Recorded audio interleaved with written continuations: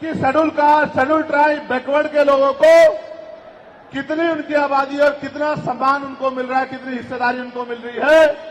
तो केंद्र सरकार जल्द से जल्द जातिगत जनगणना कराए।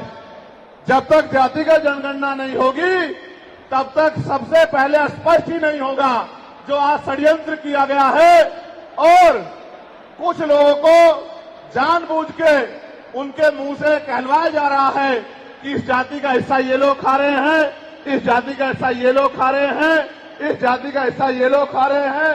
मैं चंद्रशेखर आजाद आपको वचन देके कहता हूं, अपने बहुजन समाज के सामने जातिवार जनगणना कराइए, उसके आंकड़े सार्वजनिक कराइए। अगर अंतिम पायदान पर रहने वाले जिनको डीएससी के भाई कहा गया है, जो हमारा परिवार है, अगर उनका 1% आरक्षण भी पॉइंट के बराबर भी कमजोर पड़ रहा होगा तो मैं वचन देता हूं कि इससे बड़ी रैली उनके समर्थन में हम लोग करेंगे। मैं फिर आपसे कह रहा हूं, आप याद करो, जब से इस देश में आरक्षण व्यवस्था लागू हुई है, इस आरक्षण को खत्म करने के लिए चाहे वो कांग्रेस पार्टी रही हो या भारतीय जनता पार्टी रही हो या और कोई मनुवादी दल रहा हो, इन्होंने एडी चोटी के जोर लगाए। और आज जिन जातियों को गाली दी जा रही है, ये वही जातियां हैं जिन्होंने अपने बच्चे कुर्बान कर दिए लेकिन अपने अधिकारों की रक्षा की और आज भी इस देश में आरक्षण बचा हुआ है, नौकरियां बची हुई है, हिस्सेदारी बची हुई है, राजनीतिक व्यवस्था कायम है, लोकतांत्रिक व्यवस्था है। तो धन्यवाद करना चाहिए उन जातियों का जिन्होंने अपने प्राणों का बलिदान दे दिया, लाठी डंडे खाए, गोलियां खाई, लेकिन अपने अधिकारों को छीनने नहीं दिया। सब लोगों को उनका धन्यवाद करना चाहिए। लेकिन दुश्मन का ये षड्यंत्र है और दुश्मन बड़ा समझदार है। दुश्मन जानता है कि 2 अप्रैल 2018 के बाद में ये दलित समाज एकजुट हो गया था। जब दलित समाज एकजुट हुआ तो वो ये सोचने लगे कि इनकी एकता को कैसे तोड़ा जाए। आप और मैं जानते हैं, जब हम मुट्ठी बनकर रहेंगे तो कोई हमारे अधिकारों को नहीं छीन सकता। लेकिन जब जब हम बट जाएंगे, एक उदाहरण के तौर पे बताता हूं, अगर आप झाड़ू की सिक्कों को इकट्ठा कर दोगे, वो सिक्के जो हैं एकजुट हो जाएंगे, उनको बांध दिया जाएगा तो वो सारा कचरा साफ कर देंगे। लेकिन अगर वो जो सिक्के होते हैं, अगर आपने उनको अलग अलग कर दिया तो वो कचरा साफ नहीं कर पाएंगे, वो खुद कचरा बन जाएंगे, उनकी कोई हैसियत नहीं बनेगी। इसलिए हमारे महापुरुषों ने बहुजन समाज में भाईचारे की बात की। और आप महसूस करो, बाबा साहब अंबेडकर ने क्या नारा दिया? शिक्षित बनो, संगठित रहो और संघर्ष करो। हमें शिक्षित भी बनना है, संगठित भी होना है और अपने विरोधियों, बैरियों के खिलाफ संघर्ष भी करना है, अपने अधिकारों के लिए संघर्ष भी करना है। मैं जब देश के बाहर गया तो मैंने देखा कि वो लोग तरक्की कर रहे हैं, उनकी जिंदगी खुशहाल है, उनकी जिंदगी अच्छी बन रही है। लेकिन उनकी जिंदगी तो अच्छी बन रही है, लेकिन 75 साल की आजादी के बाद आज भी भारत में 80% लोग ऐसे हैं जो रोटी, कपड़ा, मकान से वंचित है, जिनको इज्जत की जिंदगी नहीं मिल रही। तो मैं ये देख रहा था, मुझे बड़ी खुशी हो रही थी। लेकिन जब मैं भारत की तरफ देखता हूं तो बड़ी निराशा हाथ लगती है। फिर ये महसूस करता हूं कि आज जो कुछ हमारे पास है वो हमारे महान पुरुषों की संघर्ष की वजह से है। अगर हमारे महान पुरुष संघर्ष नहीं करते तो जो आज हमें मिला है ये भी हमें किसी कीमत पे नहीं मिलता। आप जानते हैं, हमेशा आरक्षण के खिलाफ चाहे सुप्रीम कोर्ट हो या मनुवादी दल हो, सब लोगों ने आरक्षण को समाप्त करवाने के लिए एडी चोटी के जोर लगा दिए। और इसका सबसे बड़ा हमला इस पे कब हुआ? जब 10% ईडब्ल्यूएस लागू हुआ। मुझे माफी चाहते हुए कहना है कि हमारे दलों ने भी हाथ उठा के, जो हमारे पूर्व के दल थे, उनका समर्थन किया, जबकि वो आरक्षण पे सबसे बड़ा हमला था। अगर उसी दिन हम लोगों ने सड़कों पर निकल के अपनी आवाज को उठाया होता तो किसी की मां ने दूध नहीं पिलाया होता कि वो दोबारा आरक्षण पे हमला करने के बारे में सोच लेता। ये भाजपा के लोग जो सत्ता में बैठे हैं, इन्होंने वोट तो आपसे हमसे ली धर्म के नाम पे, भाईचारे के नाम पे, लेकिन सत्ता में आके ये लोग अपने लोगों का काम करने लगे, अपने महापुरुषों की विचारधारा को आगे बढ़ाने लगे और हम लोग रोटी रोटी के लिए मोहताज लोग, जुल्म जाति के शिकार लोग परेशानी की जिंदगी जीने लगे। मैं चाहता हूं कि जो जिंदगी हमारे लोग ऑस्ट्रेलिया में जी रहे हैं, ऑस्ट्रिया में जी रहे हैं, इटली में जी रहे हैं, यूरोप में जी रहे हैं, पूरे अमेरिका में जी रहे हैं, कनाडा में जी रहे हैं, हॉलैंड में जी रहे हैं, नीदरलैंड में जी रहे हैं, ऐसी जिंदगी की व्यवस्था भारत में भी हो। लेकिन ये तभी संभव है जब राजनीतिक शक्ति हमारे पास हो। अगर राजनीतिक शक्ति भाजपा और कांग्रेस के पास रहेगी तो हम लोग इज्जत की जिंदगी इस देश में नहीं जी सकते। इस बात को आप लोग मेरी ध्यान रखना। ये मैं नहीं कह रहा हूं, ये बाबा साहब अंबेडकर ने कहा, political power is the master की। राजनीतिक सत्ता वो चाबी है जो आपकी सारी परेशानियों का हल कर देगी। और राजनीतिक सत्ता जिनके पास है उनके लोग हजारों हजारों करोड़ रुपए लेके भाग जाते, उनके लोग उनके पूंजीपतियों के लाखों लाखों करोड़ रुपए माफ कर दिए जाते। लेकिन अगर आपका 10,000 रुपए का बिल भी बाकी हो तो 10,000 रुपए का बिल भी अगर आप नहीं दोगे तो मुकदमा लिख के आपको जेल भेजने का काम सरकार कर देगी और आपके घर की कुर्की भी करा देगी। आप किसानों का, मजदूरों का हाल देख लो, आप नौजवानों का हाल देख लो, इस देश में क्या है। तो हमारी सबसे बड़ी मांग ये है, आप समर्थन करके बताना कि आप इस पर सहमत हो या नहीं हो। बताओ, जातिवार जनगणना होनी चाहिए नहीं होनी चाहिए? एक सुर में बताओ, होनी चाहिए नहीं होनी चाहिए? साथ साथ इस देश में जातिवार जनगणना के साथ साथ जितने भी सरकारी संस्थान हैं, चाहे वो जुडिशरी हो जहां से हमारे खिलाफ लगातार फैसले आते हैं, चाहे वो आर्मी हो, चाहे वो और कोई सरकारी संस्था हो, सब लोग सब जगह पे आरक्षण व्यवस्था लागू होनी चाहिए। बताओ, होनी चाहिए नहीं होनी चाहिए? दोनों हाथ उठा के बताओ, होनी चाहिए नहीं होनी चाहिए? बहुत अच्छी बात। साथ साथ हमारी ये भी मांग है जो मैंने पार्लियामेंट में भी उठाई कि निजी क्षेत्रों में आप इस बात को समझो गौर करके, इस देश में 2% सरकारी नौकरियां, कितने परसेंट? जोर से बताओ। 98% प्राइवेट सेक्टर है। कुछ ऑर्गेनाइज है, कुछ अनऑर्गेनाइज है। आप ये देखो, 2% में तो बंटवारा है, लेकिन 98% पे पुरानी सत्ता वाले लोग और आज की सत्ता वाले लोग सांप की तरह कुंडली मार के बैठे हैं। ना वहां SC/ST के लोगों का कोई प्रतिनिधित्व है, ना OBC के लोगों का है, ना ही मुस्लिम लोगों का है। तो हमारी मांग ये भी है कि अब समय आ गया है कि निजी क्षेत्रों में भी आरक्षण की व्यवस्था होनी चाहिए। होनी चाहिए नहीं होनी चाहिए? बताओ, दोनों हाथ उठा के बताओ, जोर से बताओ, होनी चाहिए नहीं होनी चाहिए? Very good, very good. साथ साथ हमारी ये मांग है कि प्रमोशन में रिजर्वेशन भी इस देश में लागू होना चाहिए। शेड्यूल कास्ट, शेड्यूल ट्राइब और बैकवर्ड के लोगों के लिए प्रमोशन में रिजर्वेशन भी सरकारी संस्थानों में लागू होना चाहिए। लागू होना चाहिए, लागू होना चाहिए? बताओ, जोर से बताओ। हमारी ये भी मांग है कि मंडल कमीशन की बाकी सिफारिशें भी लागू होनी चाहिए, क्योंकि जब तक मंडल कमीशन की बाकी सिफारिशें लागू नहीं होगी तब तक पिछड़े वर्ग के लोगों को बराबर की हिस्सेदारी और सम्मान नहीं मिलेगा।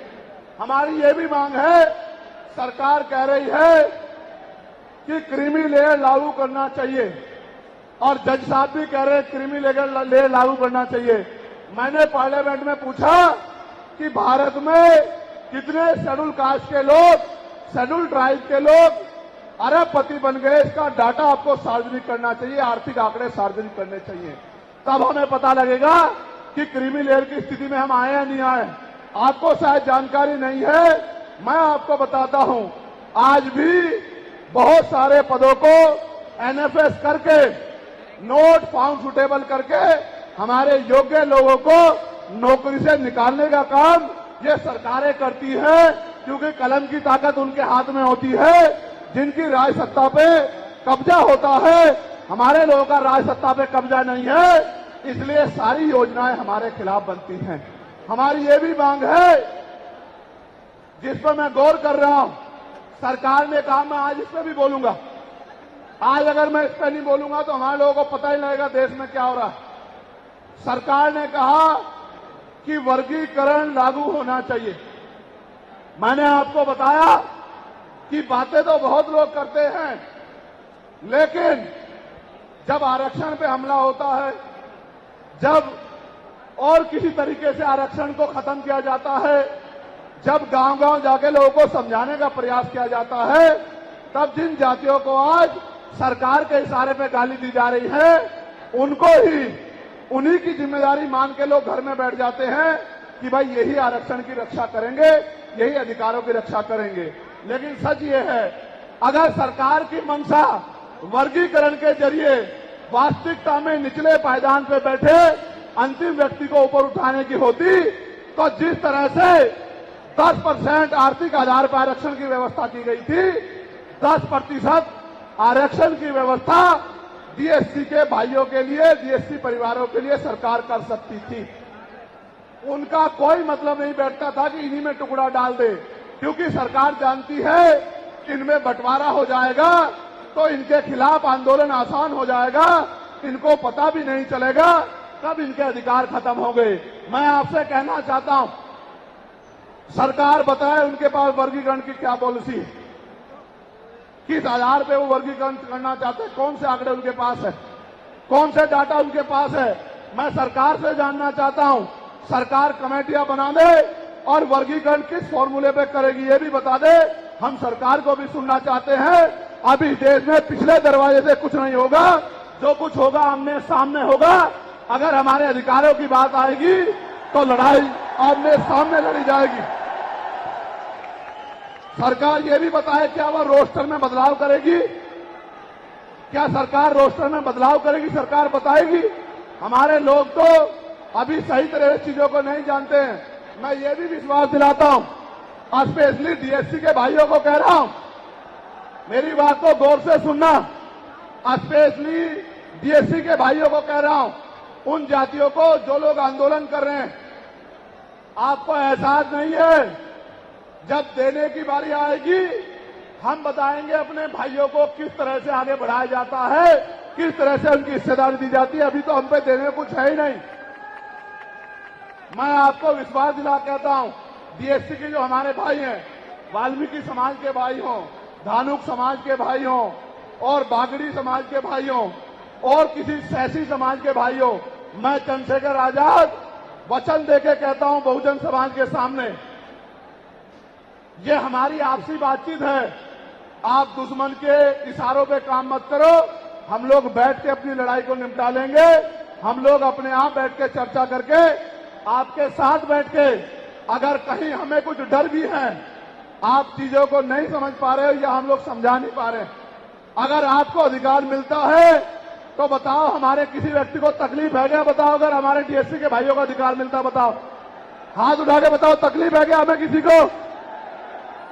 ये इतना बड़ा जन समूह गवाही दे रहा है, अगर डीएससी के भाइयों को कुछ मिलता है तो हमें तकलीफ नहीं है। लेकिन हम इस सरकार की मंशा को जानते हैं, हम इस सरकार को जानते हैं, इनके चरित्र को जानते हैं। ये देना कुछ नहीं चाहती, ये तो इसको अटका के रखना चाहती हैं। आप ये देख लेना, इन्हीं के कुछ लोग पहले सुप्रीम कोर्ट चले जाएंगे। जैसे उदाहरण के तौर पे गौर करो, 69,000 शिक्षक भर्ती में सरकार ने 20,000 पदों पे घोटाला किया। हम लोगों ने आंदोलन किया तो सरकार ने 6,800 नियुक्ति की लिस्ट जारी की, फिर अपने लोगों को हाईकोर्ट भेज के उस पर रोक लगवा दी।